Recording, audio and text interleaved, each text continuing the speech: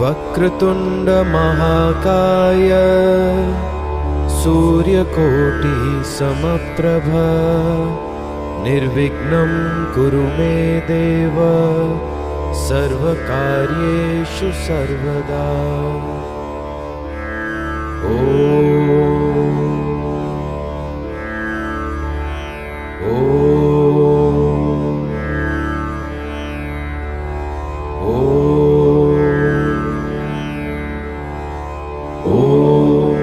गं गणपतये नमः।